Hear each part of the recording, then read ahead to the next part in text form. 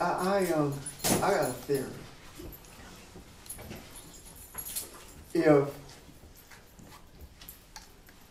If Earth is talking about Earth consciousness, right? Thoughts, right? That is talking about all the thought processes on the Earth, the entire Earth, what we call Earth, right? That's about all the consciousness, and this is stemming from my discussion on racism and distractions, okay? I read the review that Dr. B.J. wrote. And it stimulated some thought about, about what we were teaching concerning racism and how it's different. I mean, how it's different from what we think it is, how spiritual it is, right? Yeah. So it started me thinking that if Earth consciousness, now what is Earth consciousness rather? Earth consciousness is all the awareness that's possible in this realm. Right? Yes. So it's not the consciousness of Sheldon. It's not the consciousness of Phoebe or you, Evelyn. You, each one of you, are a part of the consciousness. Okay. You got it? And therefore have access to it? Therefore have access to total consciousness. That is the reason that you can learn another culture. You see? Because you have access to it. Okay. Now, if that is true, then you got a question, Ron? I guess I'm thinking about it. Huh? Okay, if that is true, then what is nations? Attitude. I think it's a bit more than that. Because you know how the scripture talks about different nations? Yeah. It talks about the nation of Israel and talks about the nations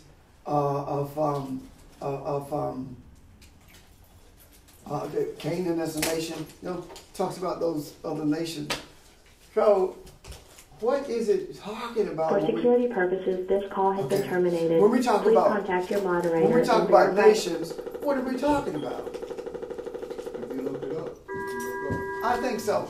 I think I know what it is. Yeah, I remember reading it in the Heraldry book, the Green Letter thing book.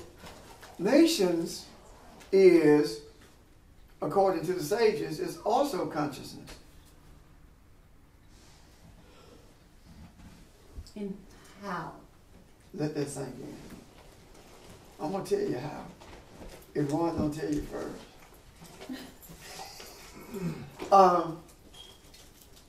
If Earth is total consciousness, right? Mm-hmm. Then nations is also consciousness, but it's fragmented consciousness.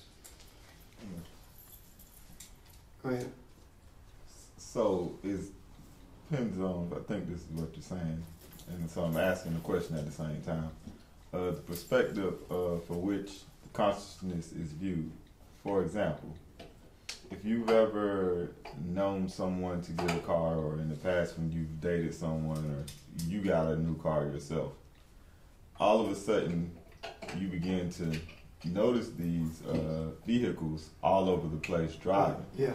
It's not that there are any that number or quantity of vehicles has suddenly increased. It just suddenly has gone from your subconscious to your conscious, and in that way, that is also how language works. Language actually, depending on what language you speak or what languages you know, pretty much points you in a direction, I guess you would say, in how your mind works and how you think and process information and what you are consciously aware of, but not necessarily what you subconsciously have access to. So all these things take place all the time. It's just whether or not you are paying attention to them and noticing them. So even when we talk about truth and what truth is, you have all these different religions that describe God or creation in 50 million different ways.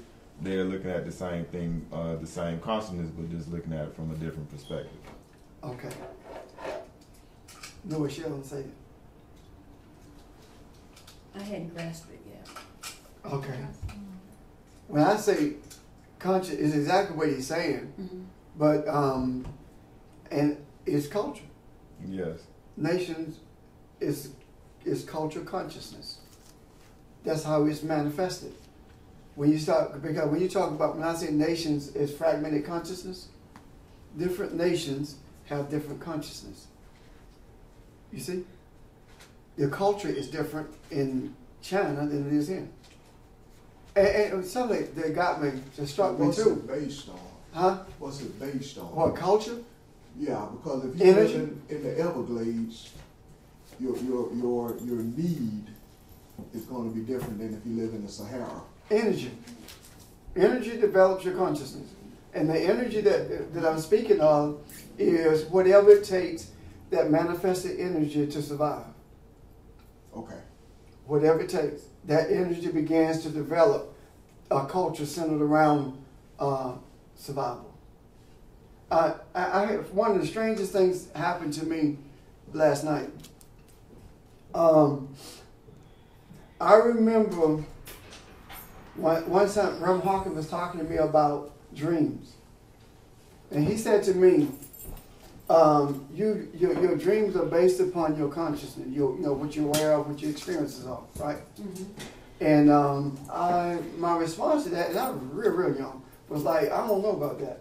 And he says, have you ever dreamed of a Chinese wedding? And I said, no. He said, because you never experienced one. But last night, I had the strange experience in that we were in China. Phoebe and I were in China, and we had been there for a month. And I saw an accident, and the car hit the car and flipped. And the car sat down on all four wheels, and I remember saying to her, I wonder if he go get out of that car. These Chinese really know how to build cars. They didn't even dent. And the guy got out the car. And I don't know where that came from, because I've never been to China. And I ain't never seen a Chinese car. So where did that come from? And I think that kind of stimulated me to begin looking at what nations actually mean. In other words, the lesson was given to me from that, in that way. Barbara made the statement but you have access, right? Mm-hmm. That's what happened. The access that is available was manifested in that vision. Am I making sense? So what that tells me is that not only are we able to have access to the fragmented consciousness, which is actually represented by different cultures and nations, it also tells me that we're able to influence it. Because it's a two-way street. The Chinese culture influenced what I'm talking about today. And I've never experienced it. So it had to do that for a reason. So what I'm saying is that we have opportunity to influence it because we can shape the energy by the thoughts that we have. I believe that nothing develops in the earth unless the energy desires it to develop. I made a statement during the course of the week concerning the desire to pull the Canadian jet stream down so we can have the winter weather that we are accustomed to and need, quite frankly. And the response was, maybe the Creator desires it to be that way. And my response was what? What do you think my response was? Ain't no telling you. Since when is the creator in charge of the earth? Oh, okay. Yeah, and now responding to that, if you were to walk into the average, and say, since when is the creator in charge of the earth? That sounds blasphemous. But the reality of it is, he said you dominate the earth, right? Mm-hmm. This is the consciousness that you dominate. I saw a thing on a board that says, if you love God, you love people. That sounds good, but that's not true. It's totally against the scriptures. If you love God, you will love people. The scripture says, how can you say you love me whom you've never seen and hate your brother who you see every day? So if you love people, it's just a reversal. You see what I'm talking about?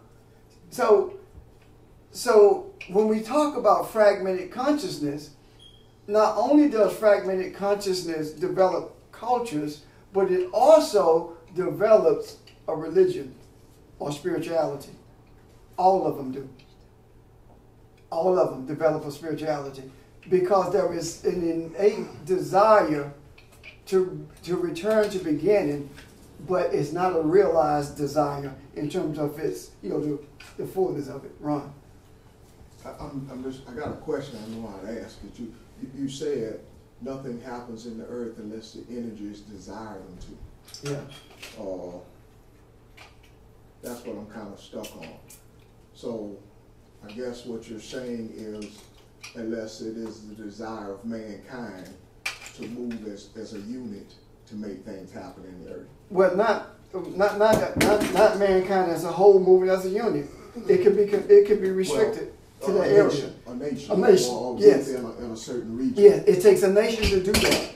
That is the reason you see nations with shared thoughts, shared belief systems, shared customs, because that entity called a nation have the same desires. You see where I'm coming from? The desires of a Vietnamese is different than the desires of a Hopi Indian. Why? Because they're culturally different, right? Mm-hmm. Which means they think different. So they create different things. However, there are some commonalities involved in all of the entities that we call nations. And the commonality is a desire to return to beginning.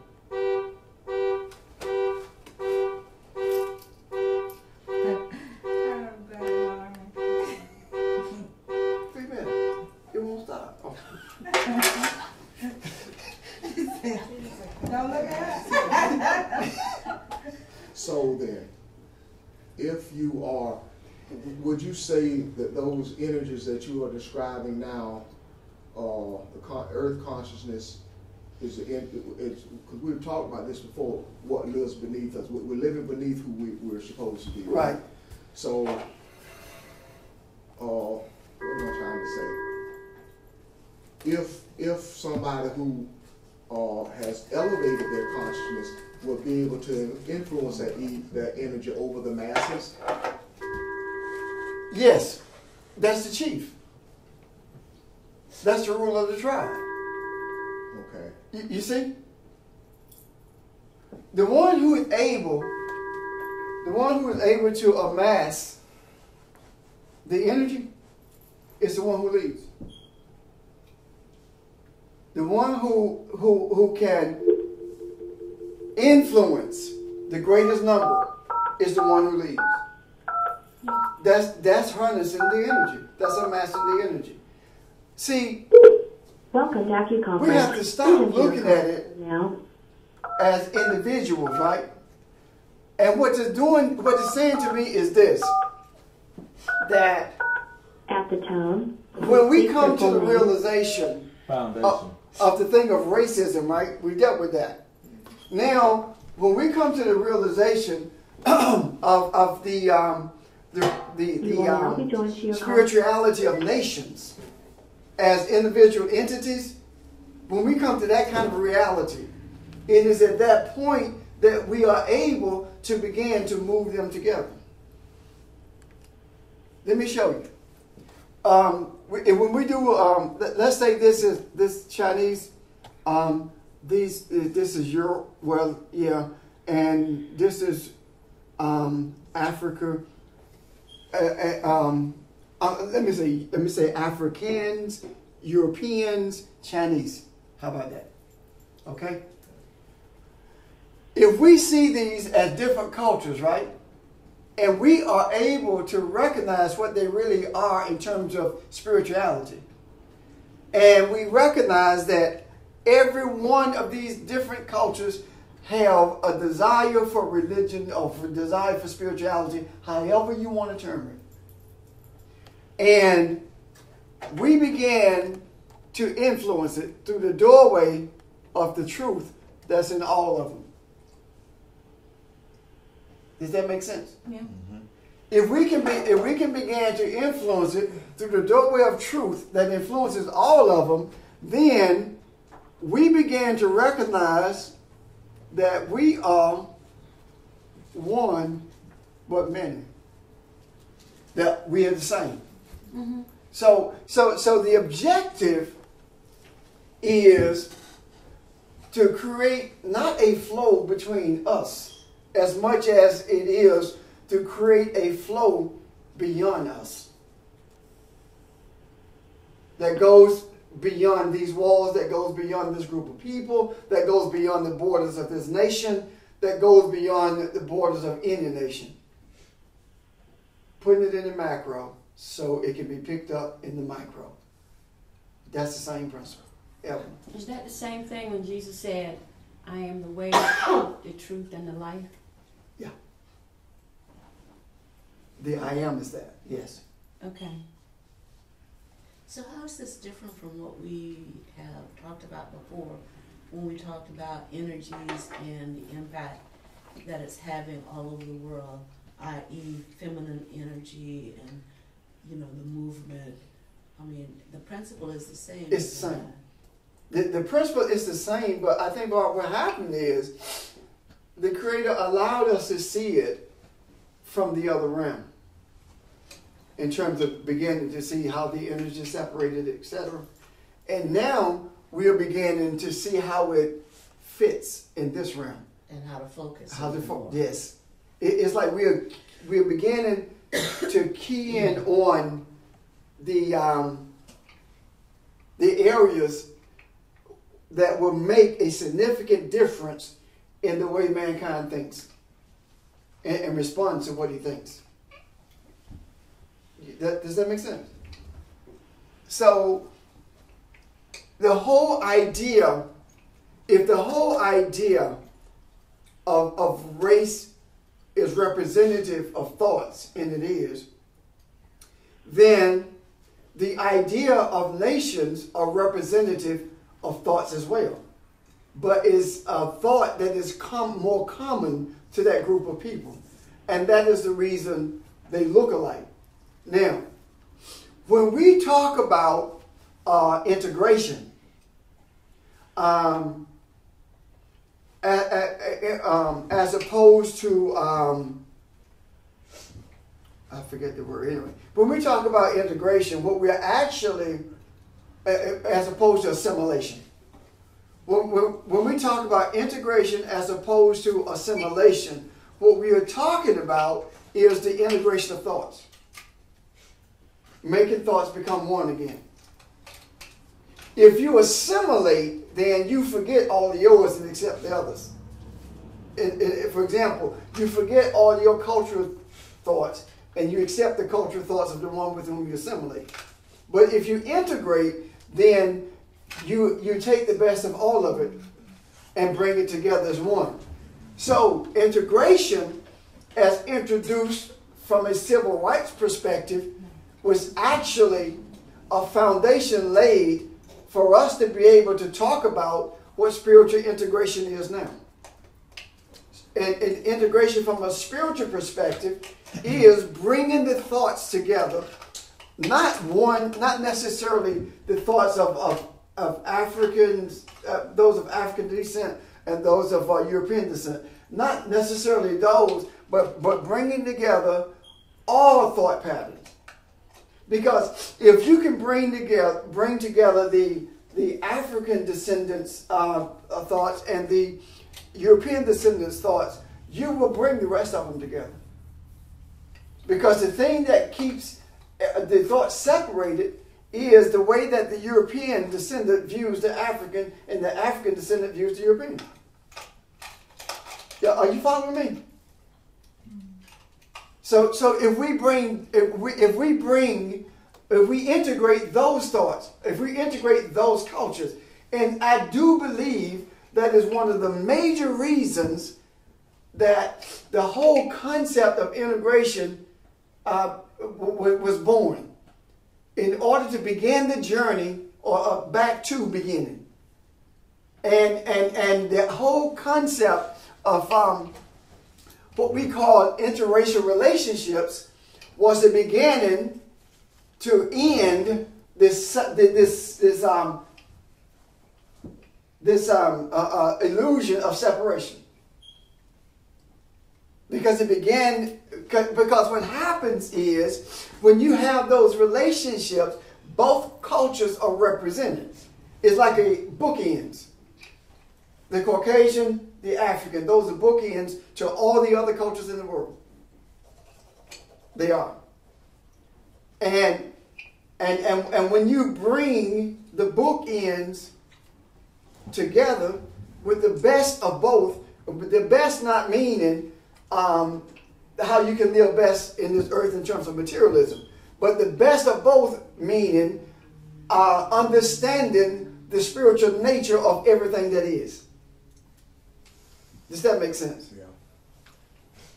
So when we can do that, what you actually are doing, you're taking the understanding of the spirituality from the Chinese, from the African, from everyone, and you are bringing those together. And what we find out is when you drill down deep enough into cultural beliefs about spirituality, it is basically the same.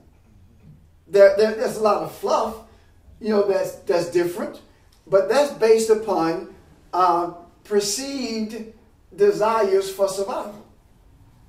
That's what it's based upon. But when you begin to realize that survival is not predicated upon what you create in this earth through your energies, but survival is predicated on you understanding that you can't do anything except survive because you're spirit.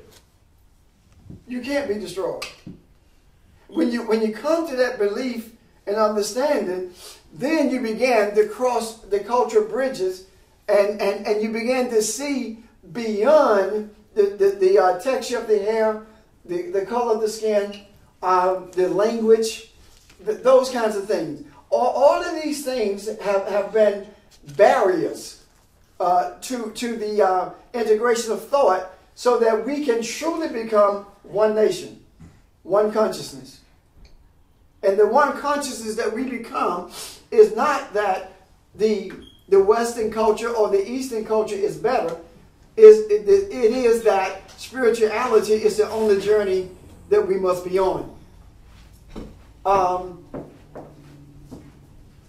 The idea, I heard Michael Dyson say that something on TV the other day, and it made a lot of sense.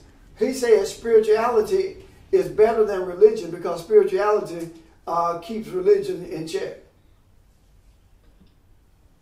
Think about it. It made a lot of sense. Spirituality does not allow religion to flourish. Spirituality keeps it in check. Because because spirituality always wins out. And when I use the term spirituality and religion, I am not talking about the etymology of the word religion. I'm talking about what religion has come to mean. That's what I'm talking about. So when we take the scales from our eye and we begin to see clearly, then what we actually see is the spiritual.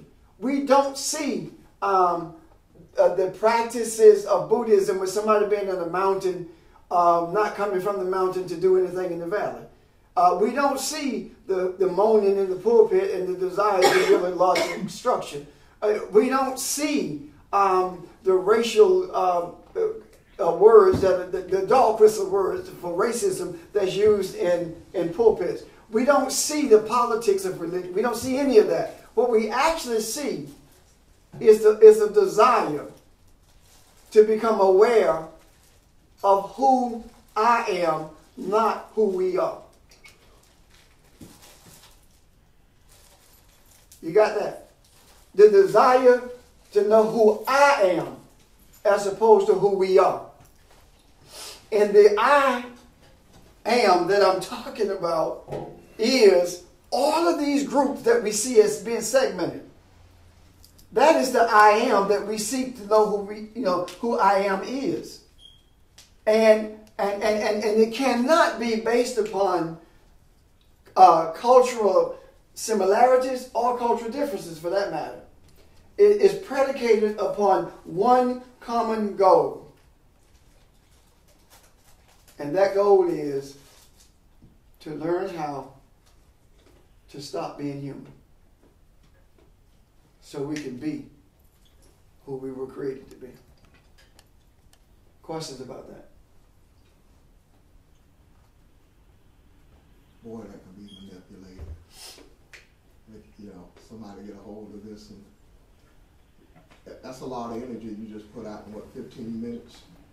A lot of information, Yeah, and there again, you see a lot of energy that you put out there. So by virtue of that, what my desire is to reorient this desire for survival.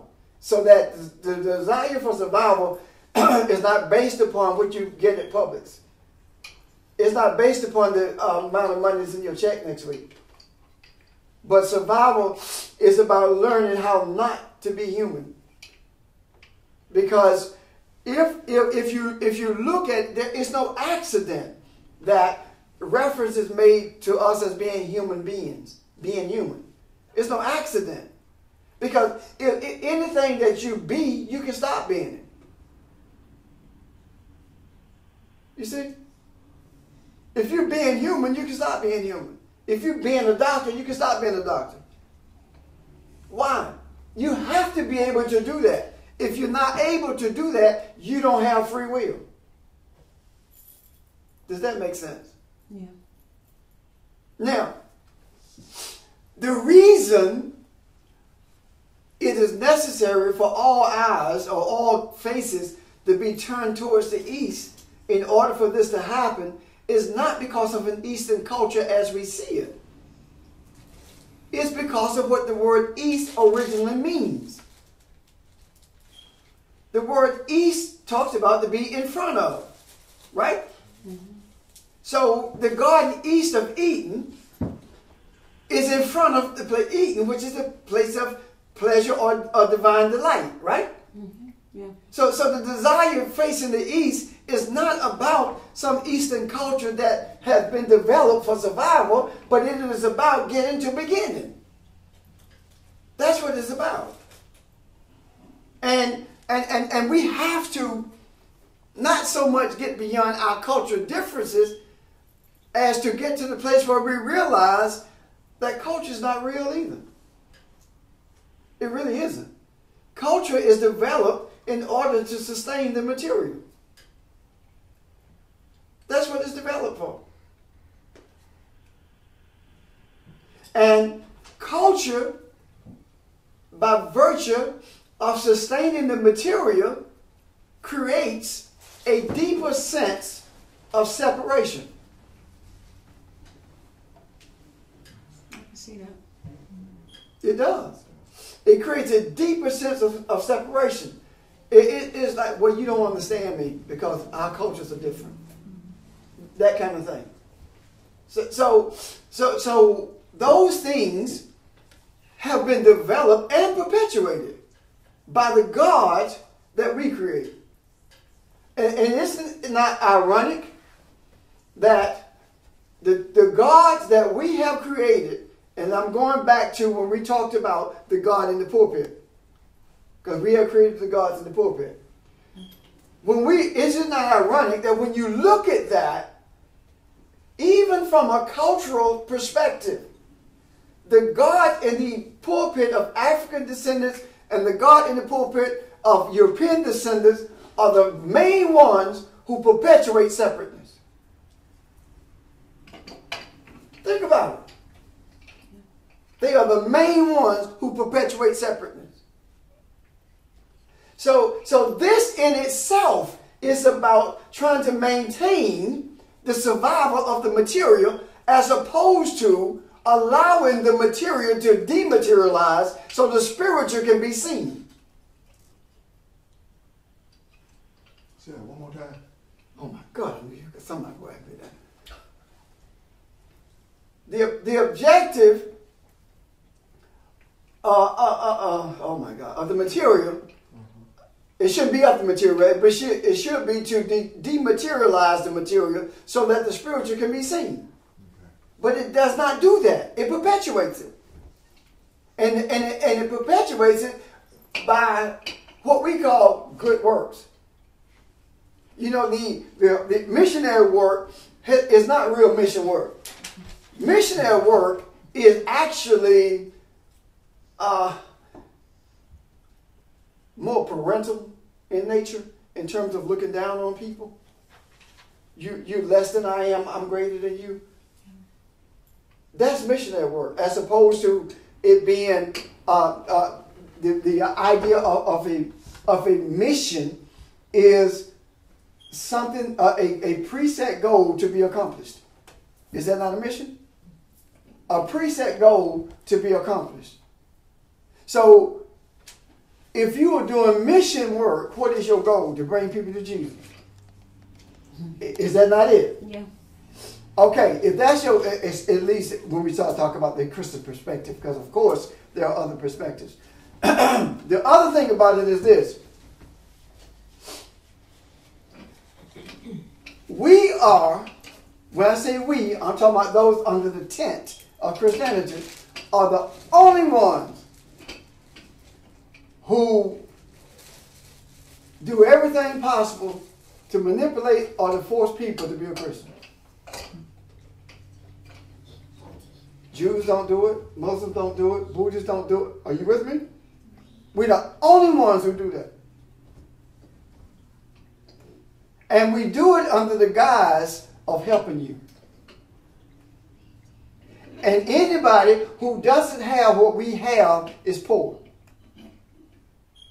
I remember when we went to Ummatini village in Kenya, and my first observation was this, and I logged it in a journal. My first observation was this: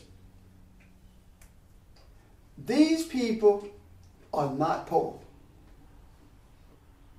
This is just rural living.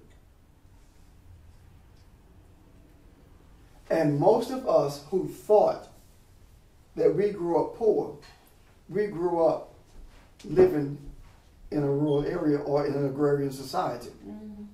You see? Yeah.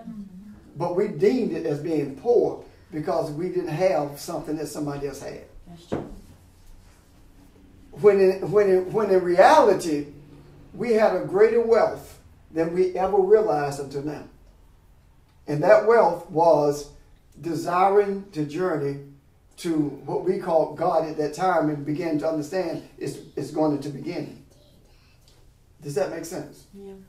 So how do we get to the place where we began to embark upon the journey of dematerializing the material? How do we get to how do we get there? If it took energy. So that's our missionary goal? Yes, ma'am. Simple, isn't it? Very easy. If it took energy, let me say that. Yes, our missionary goal is to dematerialize the material. That's the mission to be accomplished. If it took energy to bring all of this into existence, because of a perception of lack. And the perception of that lack resulted in a desire to survive. Am I right? And when the desire to survive kicked in, the material began to develop. We began to create things for survival. And then we began to augment our creations and so we could survive easier. We went from the wheel to the buggy, to the horse-drawn cart, to the car, so our survival would be easier. We went from the picking cotton by hand, I ain't picking cotton, but, we went from that to the cotton gin. What the thing? That's it, cotton picker. Mm-hmm. Yeah. We went from that to that. Yeah, he didn't do that. The other dude did that. Anyway, we went from that. He got tired of picking cotton with the hand, so he invented. You see, we made it easier, and we have begun to label the desire for easy survival as progress and prosperity. And prosperity. You're absolutely right. And prosperity. When in essence, it is more disparity than prosperity. We are farther away from who we are designed to be than we have ever been in the history of this desire to survive. Does that make sense? Mm-hmm. So, if it took the energy to do it, to bring it to this point, then it's going to take the energy, to journey to beginning, to dematerialize, right? Yeah. So how do we do that? How do we do that? We do that by having a paradigm shift. And when I say we, those who recognize what's going on in terms of the survival thing must have a paradigm shift. And when the paradigm shifts, it has to shift to the idea of all the energy that we are becoming an adversary to that which is material. And it doesn't mean that you can't drive your car. It means keeping it in perspective. It doesn't mean you don't have a job. It means keeping it in perspective. You see, you have the job doesn't have you. It's keeping it in perspective. That kind of energy is the same kind of energy that I was talking about the other week when we were talking about racism. And I said that in order to put racism to death, those who it's directed towards must begin to say it doesn't matter. You remember that? Yeah. Mm-hmm. We have to go beyond that. And it's no different than what we did with feminine energy. We began to recognize that feminine energy is not something to look down upon. It's not inferior. It's not superior. It complements masculine energy. And it must be respected because it is the Shekinah, the feminine energy, that has kept all this together. This meaning what we call mankind for such a time as this. When we began to do that, look at how confident, especially the manifested feminine energy in our midst has become in terms of who they are. So we do this by recognizing who we are, and we do it by living who we are. When I say living who we are, I'm not talking about by going to work. Your living is not on your job, it's not in your house, it's not with your family. Your living is in you. How do you perceive you? What is your perception of who you are? What is your perception of the energy that you must be in order to bring about the dematerialization of all of this illusionary stuff? Am I making sense? Yes. How do you do that? Yeah, that's what our goal has to become, if it's not already that. And it is manifested in every relationship that you have. Every relationship must be focused on birthing the newness of life. That's what born again is, isn't it? Our relationships must be focused on the development or the birth of newness of life. Because every one of us who is a fragmented thought, and that's who we are, fragmented thoughts, we have a womb that produces thought. So you have a choice. You can wrestle with the darkness and remain in it, or you can wrestle with the darkness until you squeeze the light out of it. If you wrestle with the darkness and remain in it, then you remain a deceiver, and the one you're deceiving is you. If you wrestle with the darkness and squeeze the light out of it, then you become Israel, one who is journeying towards God, the Creator, one who journeys towards the Creator, one whose desire is to be one with. Am I making sense to you? And the option is yours. Why? Because when you begin to do that, then the energies begin to connect or recognize the connection that's already there. That's the reason you can get ready to text somebody and they text you. Or that's the reason I can think about somebody and my phone calls them. That has happened to me more than once. That's the reason you can sense you need to talk to someone and they ring your doorbell or they call you. Those kinds of things. The energies are connecting. Are recognizing the connection that already exists. And the more that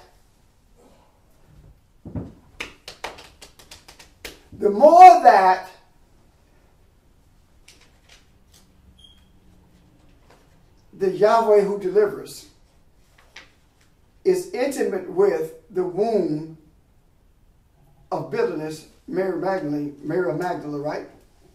The womb of bitterness. The more that interaction takes place, the more the energy of enlightenment is birthed.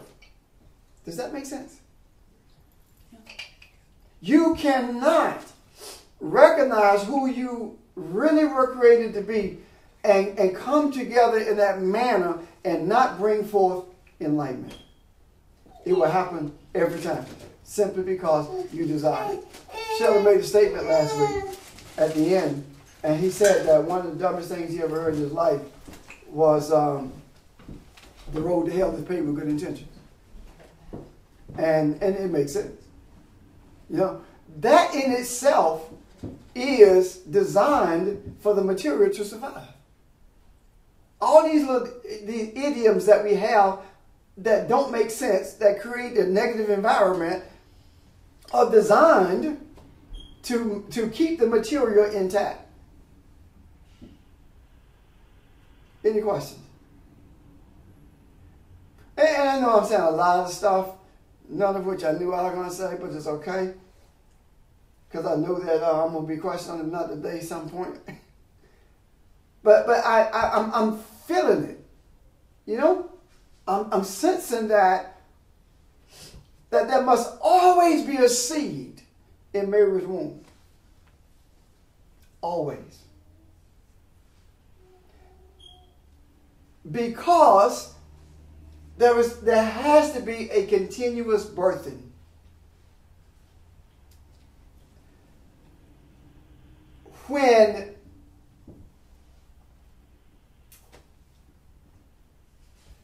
When we look at it, I perceive that what we will see is that we have gotten to the place that's referred to in Revelations as 666. Man's greatest level of accomplishment, you know. In other words, man's greatest level of accomplishment is actually designed to keep the material intact. So we have gotten to a place where we have damaged everything that we've created. To the point where people are becoming sick and tired of being sick and tired, so they're looking for something. They think that they're looking for an economic system that will reduce what the 1% has so the 99% can possess it. But what they're actually looking for is to stop living from the 1% and begin to live from the 99%, which is the spiritual. That's what's being sought. That makes sense. And when I say we, I believe that we began at Tav. I'm sorry, we started there, but we ended up at Tav, which is the last letter in the Hebrew letter, alphabet. Alphabet. Yeah. And I'm going to show you something that I think is extremely important. It is no accident that the end comes in a nation whose language is totally the opposite of the language of the divine.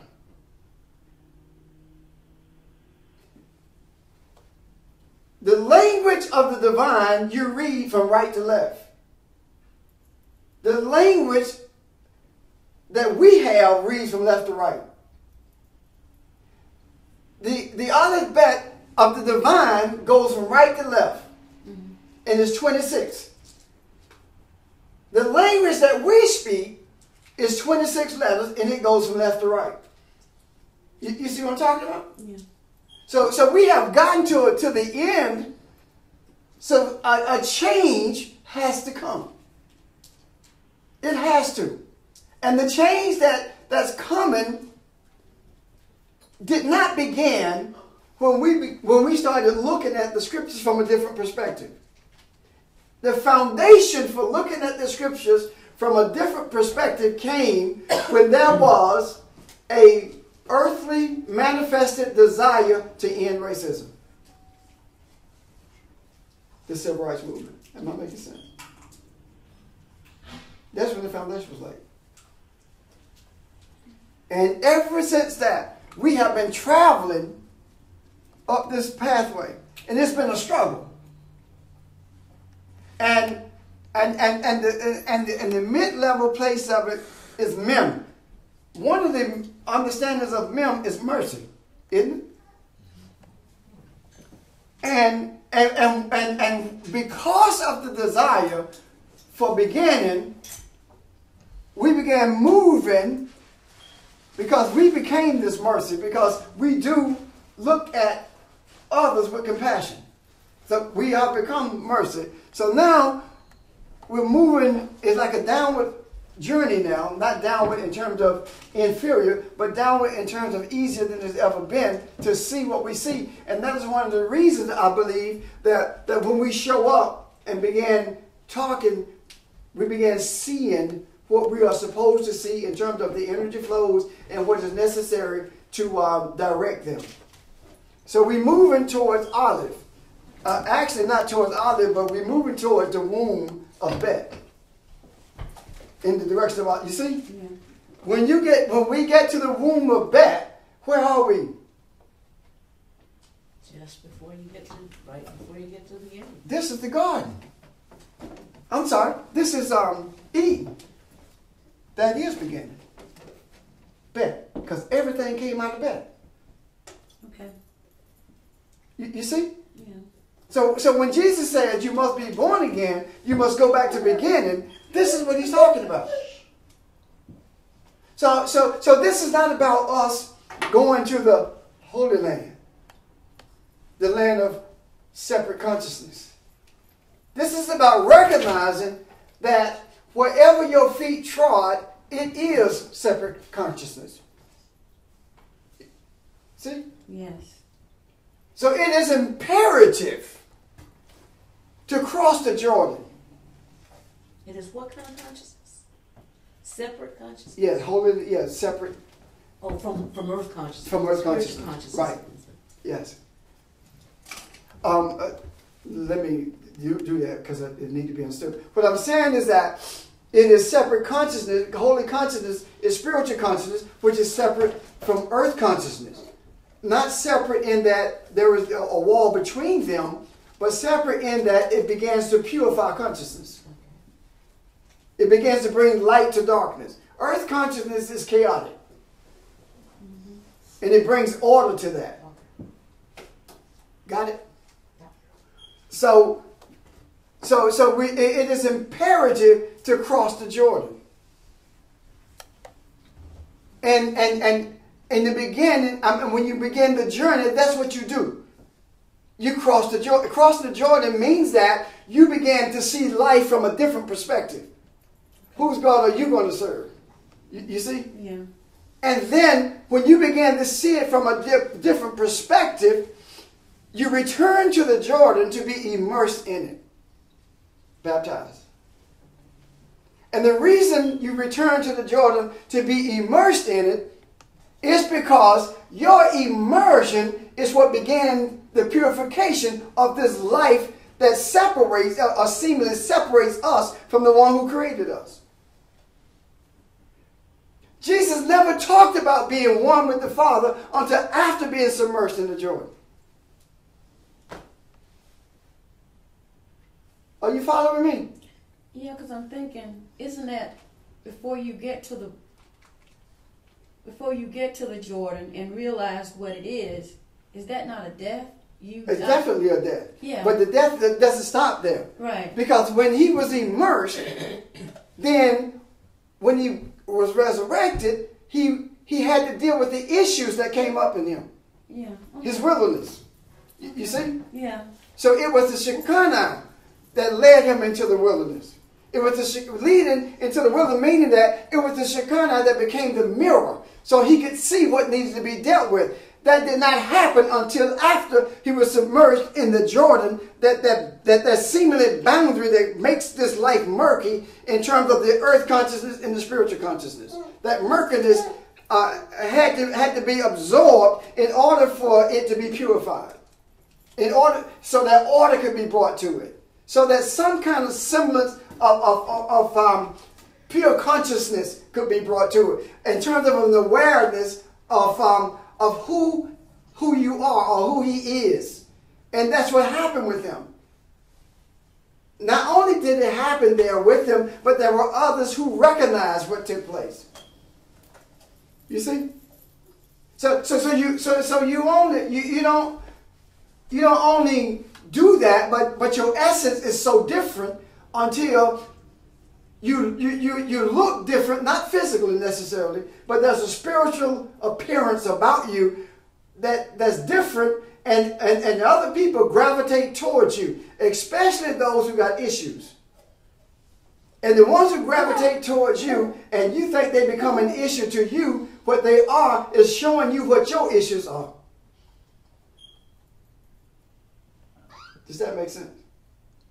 So when they stop coming, that means we have no more issues? No, they can keep coming.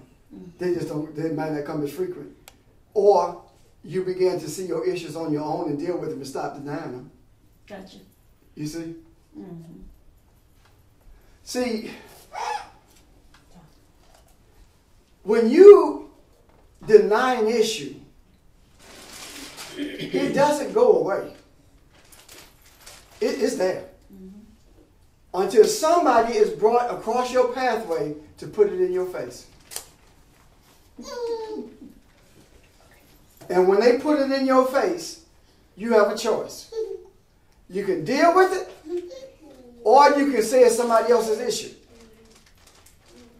And by virtue of saying to somebody, you simply say, that's not me, that's my coworker, or that's my sister, that's my brother. No, it's you. It's you standing in need of prayer. and I mean that literally too. Standing in the need of being in rhythm with the Creator. Okay. So,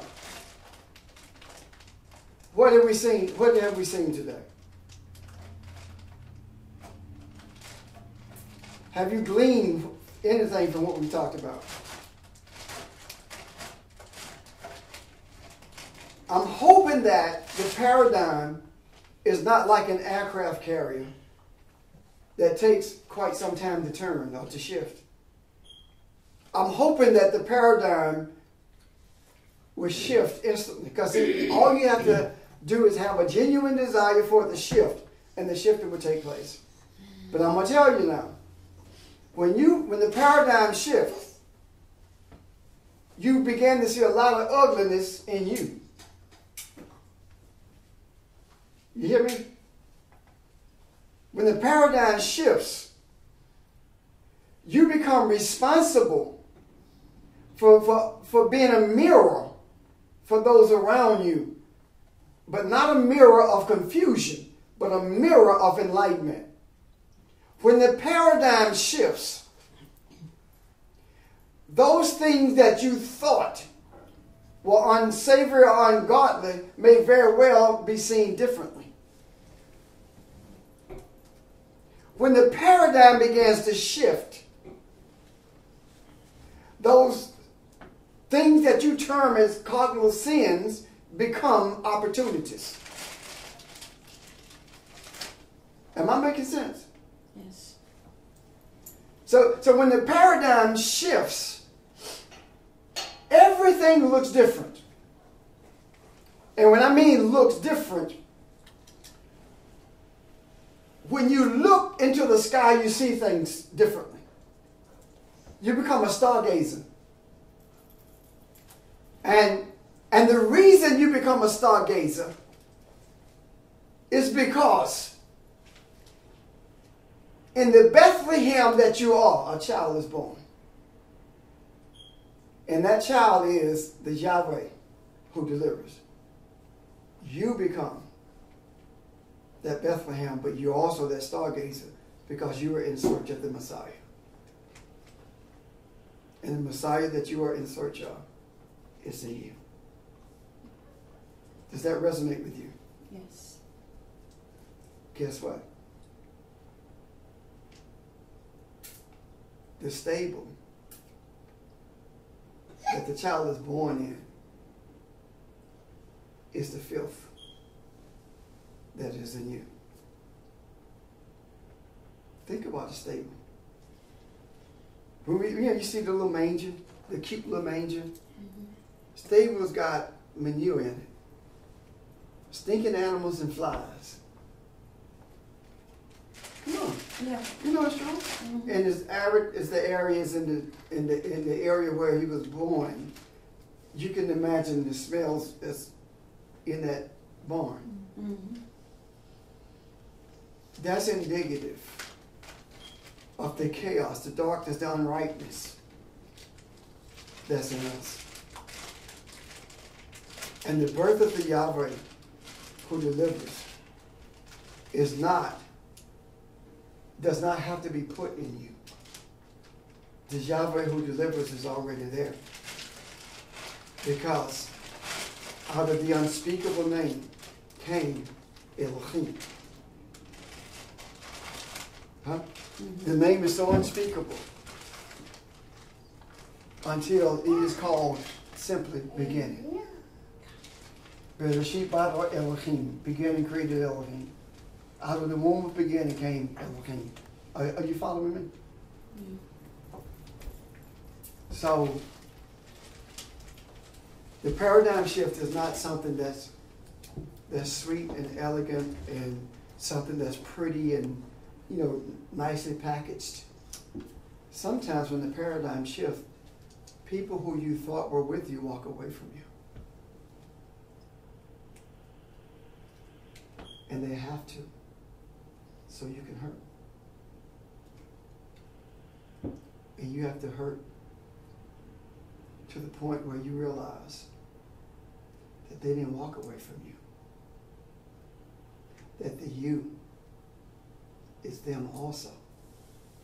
And your focus cannot be on the material relationship. Your focus has to be on the spiritual. Am I making sense to you? Yes. Can you see that? So this thing that we have created called life in the earth is actually an effort for an endless survival of the illusion of separation. But the one who created us loves us with such a depth of affection until he refused to truly, totally let us go. What I mean by that is this. The one who created us have us so deeply embedded in his womb until even when we think we are out of the womb, we are still there. We are seeking to be born by our own terms, as opposed to being born by the terms that were laid out before us. It's gestation time. It's time for us to recognize what's going on. It's time for us to recognize that the universe is pregnant with truth. And the delivery is at hand. And what brings about the delivery is a desire to move from the dark side of the street. Get the enlightenment and go back to the dark side of the street and bring light there. Are you with me? Truth will not be hindered any longer. The ambient fluid is actually the fluidity of the universe. Truth is going to be birthed like never before into this illusion that we have. Nothing can stop it. If for but one man will you keep the city, in other words, will you maintain the inhabitants? Because without inhabitants, it's not a city. It's a smaller degree of consciousness. If we are looking at consciousness, if we're looking at consciousness as a nation, right? Land, city. So this is a compact, smaller degree of consciousness. If for but one man will you save the city represents a consciousness that's over here, but may not be over there in that city. Am I making sense to you? Say, if for but one man will you maintain the spirituality of this small group. If you find this small group, if you find one man, one righteous man, will you let this small group who appears to be moving away from everything, will you let it be? Why? Because one righteous man can save all of them. And if this city becomes righteous, then it spreads. If this city becomes righteous, then it can spread into other cultures. If this city recognizes righteousness is energy, is pure energy. Righteousness is not energy without flaws. Purity is not without flaws. Purity is recognizing flaws and seeking to move beyond them. Righteousness is not about doing everything right. Righteousness is about desiring to do everything right to the point where you become righteousness. It's not about doing things right for your name. is by doing things right for the sake of eternity, so that mankind, so that the energy flows can recognize that it is already consolidated and that it is no such thing as a Chinese or an African. There's no such thing as a Russian or an American. No such thing as that. Those are only the illusions. Those are the only things that are designed to separate us. Look at the Tower of Babel. Unless we go down there and confuse their language, in other words, unless we give them a sense of being separated, they're going to enter the realm of spirituality on their own terms, and they're going to be doomed forever. So what happened? Increase the sense of separation through language, and language develops culture. That's what happened. All because instead of one man being righteous, one man sought to bring all men to him.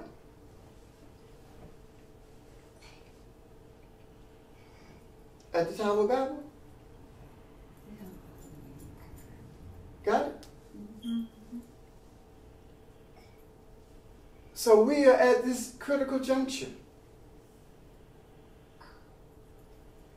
It will not be water, but fire. Next time. Is that not what we said? Yes. Huh? Mm-hmm. It will not be a baptism.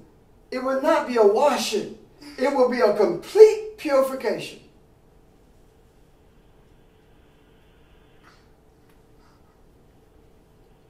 You can wash with water and leave dirt behind. But when you purify it with fire, what you call those things, that the impurities are burned away. Are you with me? Yeah. What are you saying? If you purify gold, the greatest state of purification you're going to get is something like 99%. And there's that 1% left. Here we go again. 99% pure, 1% empty. You see what I'm talking about? Mm-hmm. Fire.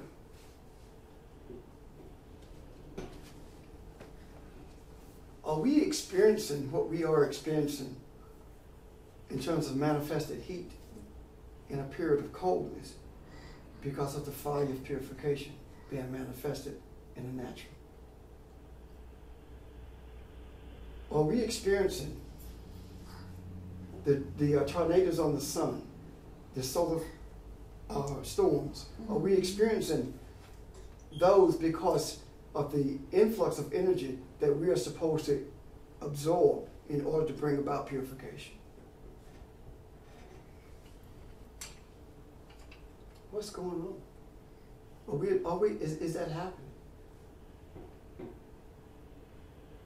So are we in the clutches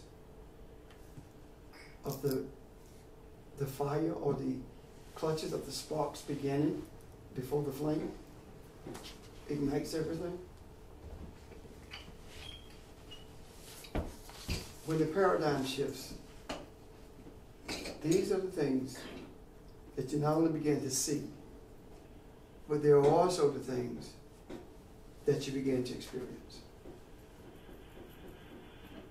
Question or comment?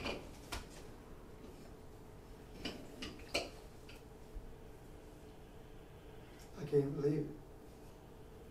I can't believe it. Okay.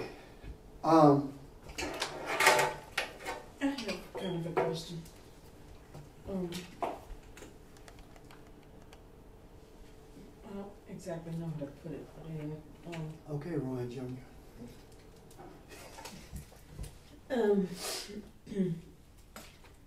So when you were talking about the African, the European, the Chinese, Yeah. and making openings in the circles. So are you advocating that we seek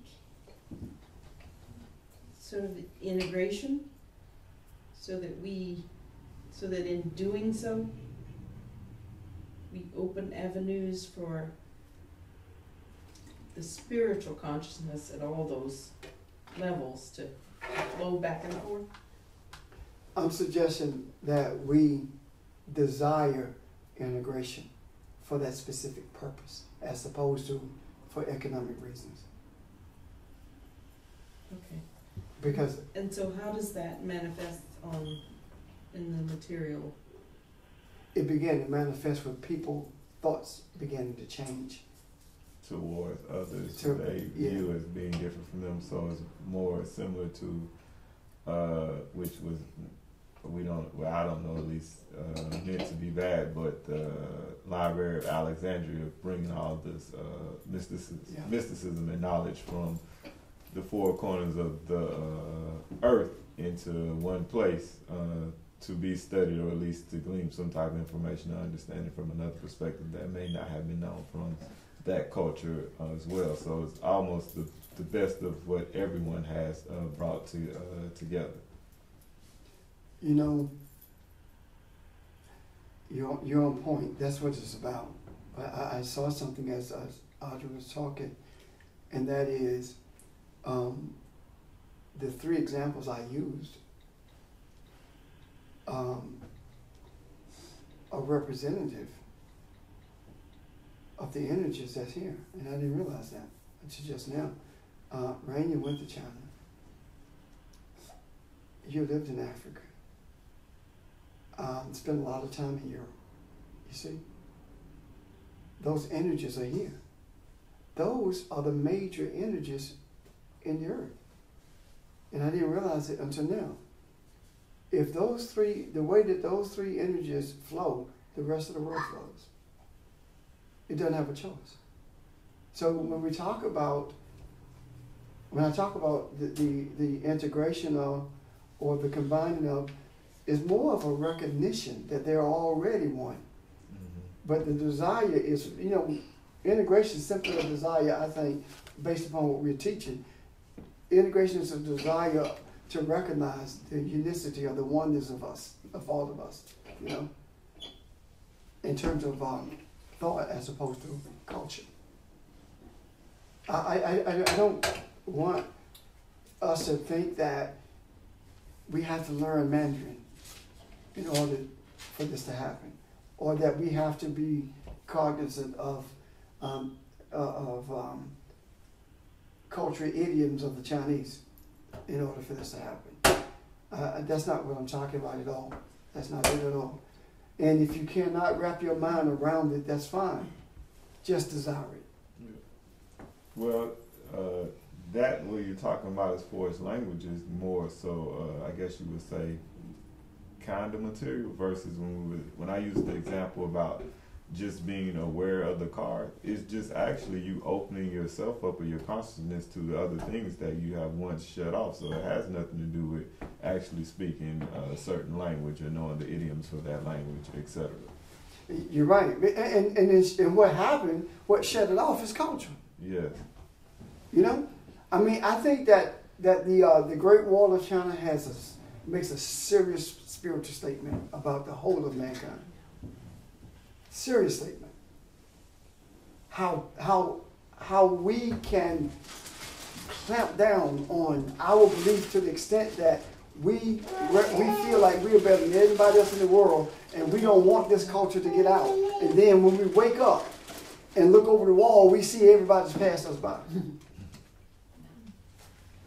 I think that's a serious spiritual statement. So we have to be open. I remember reading concerning the Alexandria Library when the Christians burned the books. When I read that, I teared up. I mean, it hurt me deeply to think about that being done and saying to myself and to someone else, what would have happened if we had access to those books of mysticism that were burned? What would happen? And I can't help but believe that all of them were not, that some of them were carted off and kept and are being used for manipulation to this day. The material you were talking about wouldn't be as much material as it is today because mankind would have gone into a different direction and having awareness of themselves to the point where manipulation would have been viewed as degrading yourself. And my conclusion was that it had to happen. So that the search would not be in books. The search would be in you. Ron. I was in a meeting last week, and something was said that normally, you and I've had these conversations before, normally would have brought me to anger because it was talking about doing something again against the people. And when I sat there and I listened, and the expression on my face didn't change, and I thought about it, you know what? You've learned not to even worry about these things. You just relax. This isn't going to happen. And I continued to hear what the guy was talking about. And I guess what I'm getting at is wrapping your mind around it is what I think slows you up. If you desire it, it happens. But you said something earlier. You said you learned that if you are the person or the group that the racism is directed to, you just say whatever, or that's hard to get to if you try to wrap your mind around that. Right. But you come to a point and you say, well, you know what? I have to trust this. I have to trust the direction that I'm moving in and the things that I see, and so be it. So even the circles that you put up, they don't break until you can get to that point, because you're still living in earth consciousness. You'll never get above that. I mean, look at what happened when you designed a company culture to change. Yeah. I mean, you desire a company culture to change, and in the moment you say it, it will never change as long as the owner is running the company. It wasn't long that he stepped down and how the CEO. Simply because you desired it. You see? Now, if you can change the culture of a company, then take that same application and gear it towards racism. It did not take but one person desiring to change that culture. How many would it take for us to desire to change the direction or this racism and see it for what it is and crucify it once and for all? So when it's resurrected as one. It doesn't take 1,000 people. It doesn't. The promise is that the city will be saved because of one righteous man. And the one righteous man is not James Richard. The one righteous man may be all of us combined. The one is the unification of thought, recognition of being who we are. You understand what I'm saying? Yeah. That's what makes us one. Is it not? Yeah. When we were running the relay, we were one organism, though we were four. Everyone on that team knew when you practice enough, even before you say go, the one you were handing the baton to was already moving. Because you've practiced it so much, you know each other. You become one unit. So by the time it gets out of your mouth, he's already running. That's what I'm talking about. Become a unit to the point where you're invincible. And your invincibility is not about you can't get sick. Your invincibility is all about you will not allow darkness to overtake you or to penetrate you. Does that make sense? Yes. That's what it's about. Well, it goes back to being one, but many. Always. It always goes back. Always. It can never leave. How can you ever leave your roots? You can pretend that it's not there, but you can never leave your roots. You can't. That's where we came from. That's who we are. That's where we are. We just don't realize it. We just don't realize it. Was Audrey's question answered? She okay? Are you okay?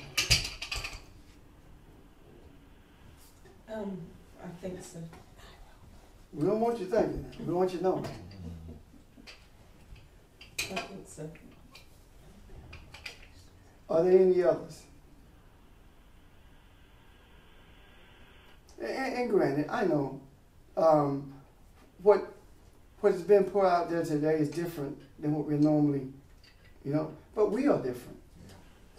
And frankly, I think all we talked about is what Barbara alluded to earlier, from the spiritual, the tree of life and all the energies of feminine and masculine, the different attributes that's there on the tree of life, representing personalities, etc. That's what we are actually doing now, is just narrowing the focus. Narrowing the focus. Bob, what are you thinking?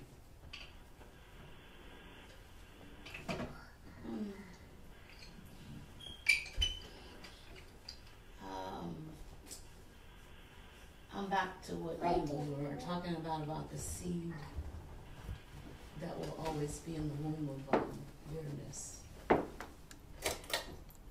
And Didn't I have? Okay, go ahead. the thing that came to mind were the words, truth will not be aborted. Yeah. Okay. In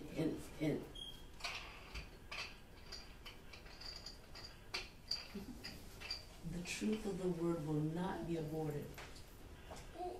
Out of the womb of Bet, it will accomplish that which it is worth to accomplish. That's just what resonates. God's word will not return void. Mm-hmm. See, when we talk about the womb of bitterness, that bitterness is not bitterness in terms of the womb being bitter itself. It is the taking on the bitterness of the world and developing, taking on the bitterness of the world and allowing your womb to become the chamber through which nourishment comes for bitterness to become enlightenment. So it's not, it's bitterness like you remember when Miriam died and they did not mourn her and the waters became bitter? Yeah. The waters became poisonous. Because Miriam and Mary are the same. That's Hebrew. Miriam is Hebrew Mary. Mm-hmm. So the waters became bitter meant that the waters became poison.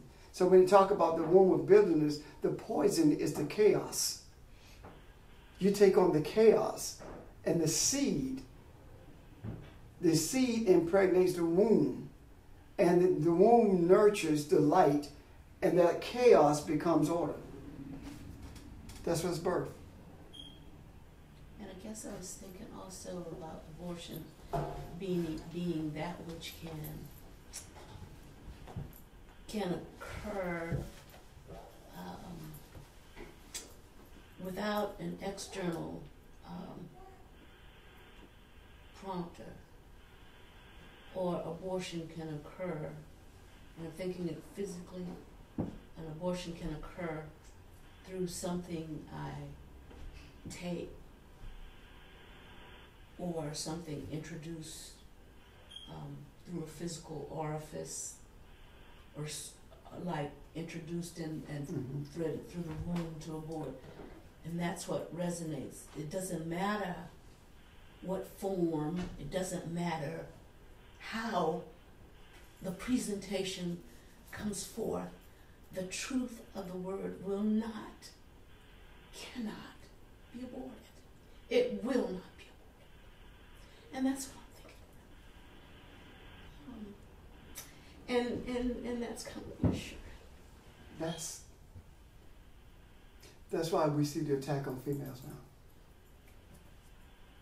now.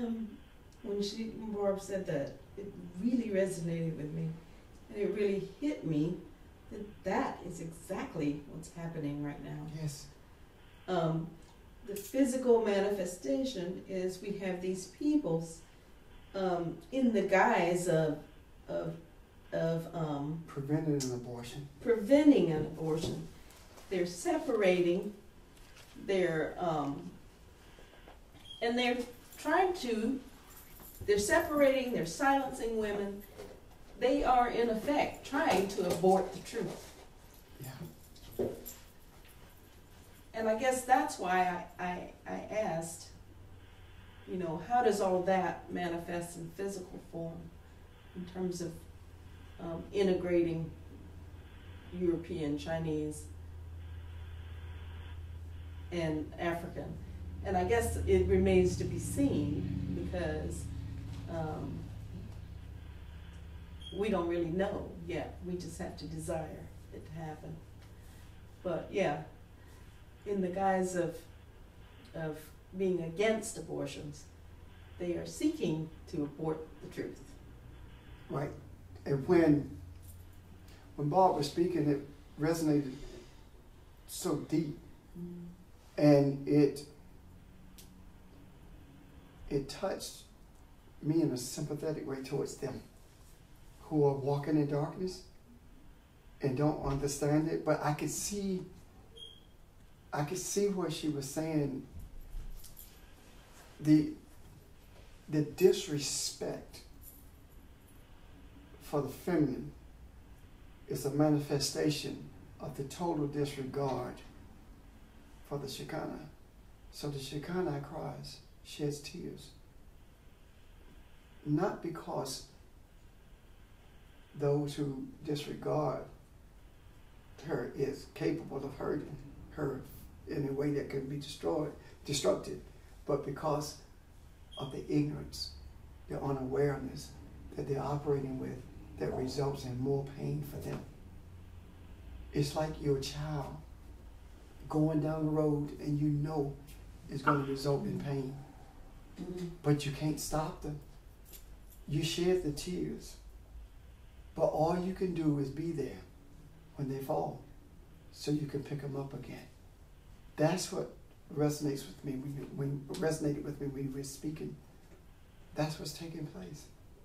And now I believe that it's not so much as sped up as is the tear in the place of the Holy of Holies has become more evident with the increased desire for the enlightenment to be infused.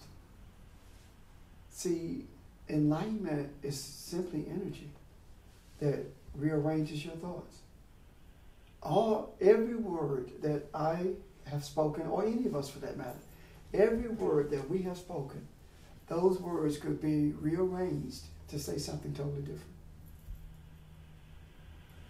And when Ron was talking about how they manipulation, they could be rearranged to say something totally different.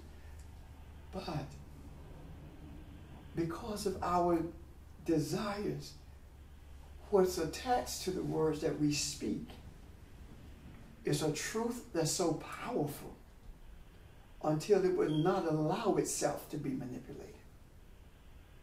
Before it becomes manipulated, the one who attempts to manipulate it will transition. It's not going to happen. It's not going to happen. It's not going to happen. We are at a place, and when I use this term, I need to explain it. We're at a place of end times like never before. And end times has never meant the end of anything. End times talks about the beginning of something. We have never been at the junction where we are with the opportunity for such an enlightened beginning. Here we are. Here we are in a discussion and in a place to receive the wealth of the divine like it has never been seen in earth. This consciousness has never experienced this before. Never. Ever experienced this before. And here we are. Here we are. I was talking to someone about the idea of how all of these religious congregations had all this wealth to do what they desire to do, and it seems as though when it comes to this material wealth, we struggle to do what we have to do here, and so the Great Adventure, it seems that way. But I think it's because we have to recognize who sustained us. It goes back to us not creating that which we think will sustain us, rather than that we allow the Creator to sustain us. Because if we seek the energy of this earth consciousness to sustain us, then we become one with it. That makes sense. So the consciousness that we seek for sustaining us is the divine consciousness.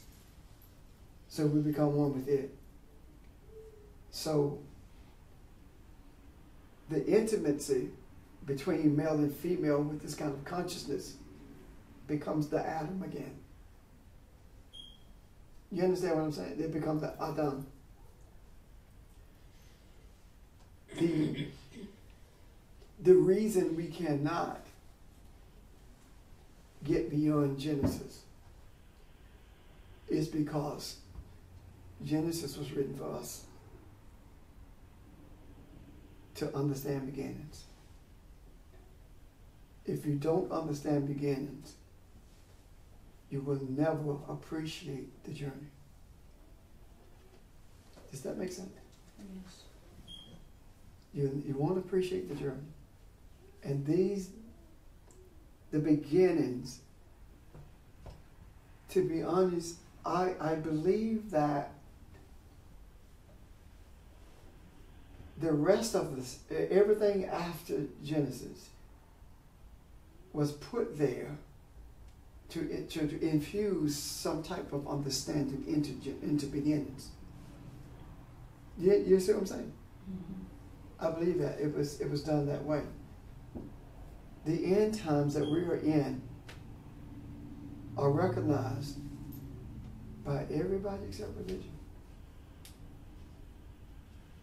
Think about it.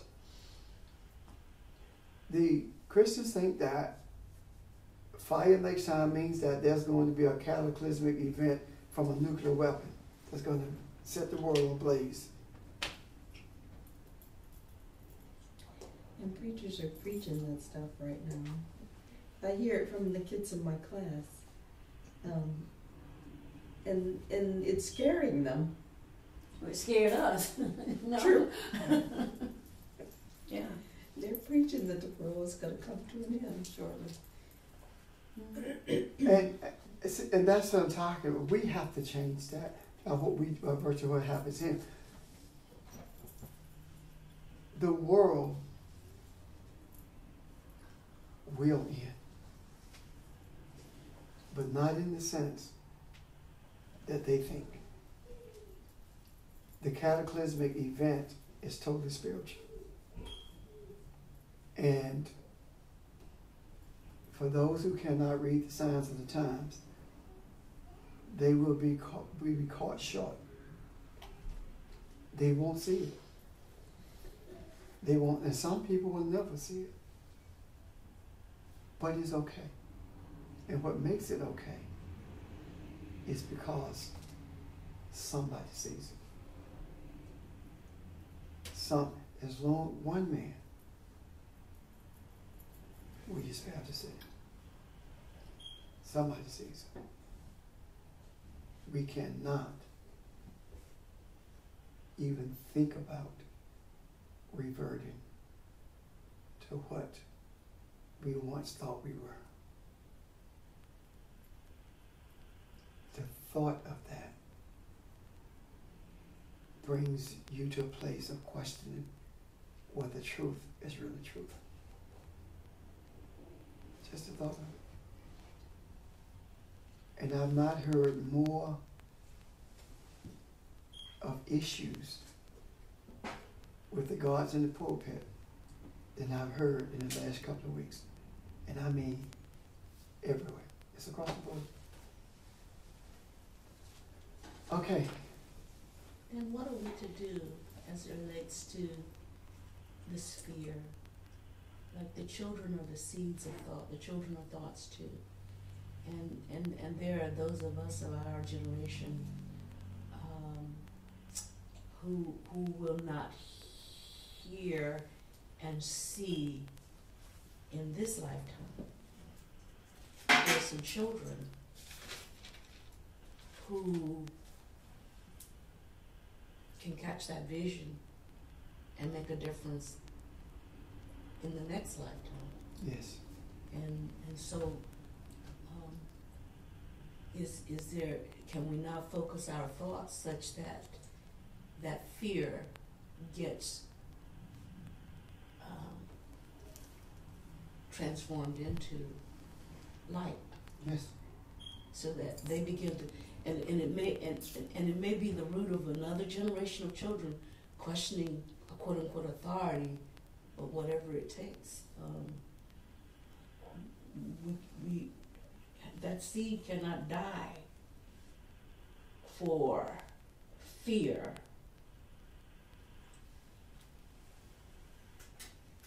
And it can't be parched. It can't be dried up after. So it just can't. And it won't be. That's why she's in the classroom. Doesn't feel good sometimes. But it's not just her children. No, but see, this is what happens. It's not just his company. That's true. It spreads That's exponentially. True. That's part of the larger consciousness. That's it. Yeah. So it's where we are. It's not just your job. It's state jobs. Mm-hmm. You see, it's not just you being a student. It's all students.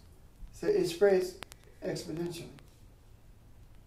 And by virtue of Audrey talking about it, that puts it into our consciousness and direct our desires towards it. So that false evidence appearing real can be ended. Fear. F-E-A-R, false evidence appearing real.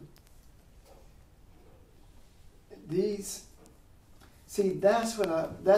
the crux of what I'm talking about when I talk about the gods in the pulpit. They are creating scenarios to keep people in the pews. If you are not here when the world comes to an end, you go into hell. Well, hell, if it burns up, you burn it anyway. If it ends the way that they say it, you know what I'm saying? Yeah. But then there's an answer for that. You go be raptured out, then you go come back. What you come back to? To redeem those who are not. See, I'm going to tell you what I think about that. When it talks about coming to returning to the earth to redeem the consciousness, I believe it's talking about the other life, like the life that we lived previously. Mm-hmm. Now we come back to redeem mankind because there are things that we did not do or we did differently than we should have. Yeah. That's what I think it is talking about. That's what it's all about, really, isn't it? Yeah. Yeah. So this whole idea of what's in the book has been so manipulated so as to maintain the material until there are very few people who have any sense of a spiritual focus. Very few. They say it. I talked to my class about that on Monday night, that you're not spiritual. You don't even know what it is. And of course they looked at me like I was crazy until I began, explaining what I meant by it. And they had to conclude that they weren't. And then when I talk about the paradigm shift that's necessary in order for that to happen, and the things that you have to come face to face with, most of them want to. I just don't want to go through it. So we have to go through the fire. Okay? Questions? Comments? Do we not have a toe in the fire right now? No, we don't, baby. We got both legs. I was gonna say something is being something being purified. No, actually, the foundation upon which we stand and build is being purified. Okay. Because all of us came from the same foundation, every one of us. Think about it. Mm-hmm. So that foundation from which we came has to be replaced with the true foundation. And that's what we are. Because, you know what's funny? We talk about being so different, but we can go into any church and be the same. Mm-hmm. Whether it be a church for people predominantly of African descent or European descent. It doesn't matter. We know how to be wherever we go. But yet we think that we are different. Not really. Not really. Not really. From the first Adam came all Adams. Okay, I'm done. No, I'm not. When Jesus said, when Paul wrote that the Christ was the second Adam, the superior Adam, remember that? What he was talking about was not that another Adam was created. That's not what he was saying. What he was actually saying is that the superior Adam is the Adam of deliverance. Messianic. The superior Adam is the Adam who provides everything that's needed for redemption. Can you see that? Yeah. That's the superior Adam. Okay. That's what he's saying. And I don't even think Paul saw that when he wrote it. Mm-hmm. But that's what he's talking about. The one who redeems, the one who delivers is the superior Adam, because the other Adam didn't seek to deliver it. It sought its own way.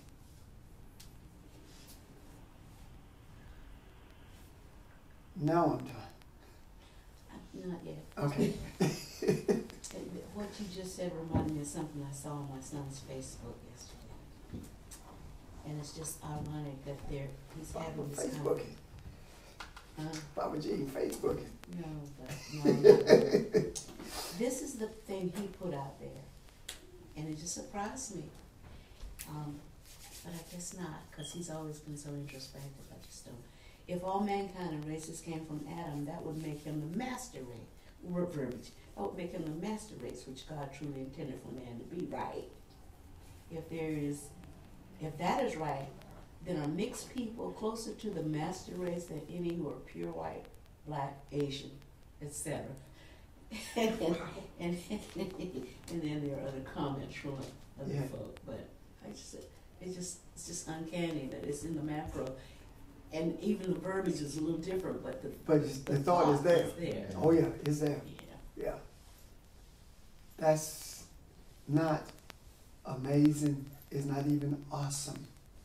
It's real. See. This is the little son. This is not the big one. Oh, okay. That was amazing. Oh, okay. Yeah, that is. Oh yeah, that was amazing. Okay, hey, I take that. I retract that. Okay. Oh my God! But you know what? That's it. Should not be. It should not be mind-boggling. Well, Because it's not real, because when I he, think about it, when you think about him, he's always been in search of something. and and introspective. That's right. Old man. Yeah. And a leader of men in every regard. Physically. Yeah. Now, I'm just going back to the text you read and explained and talked about and explained. The funny thing about that is man can see himself as the first Adam, but he can't see himself as the second Adam. We see that one as being exterior to us and something we will gain when we leave the earth. But So- man was taught to see that. You know, We only see what we've been taught. How can they see without a teacher? That's it. I mean, you know, that's it. We just taught. it's funny though, we can see ourselves as the one that messed up. But can't see the one to correct it. Yeah. Yeah. But see, that's looking from the natural. And what we do, we look from the natural too. When you look from the natural and see things like what Bob just read, that's supernatural. But when you live in the super, everything is natural. You see what I'm saying? Yes. When you live in the other realm, everything, the natural occurrences for those who live in the other realm, being in this world but not of it, the natural occurrences are those things that others call miracles. Those are natural occurrences for us. We were talking this morning around about how quickly you had gotten here, even though you left later than usual. Mm-hmm. That's a natural occurrence for those who live in the other realm. It just and that's and people who don't, they see you as being blasphemous because they have to label you as something to keep their thoughts that they are better than you. That you get. In other words, if I say that you're right, then I'm saying that I'm wrong. And we have been taught that we are Americans.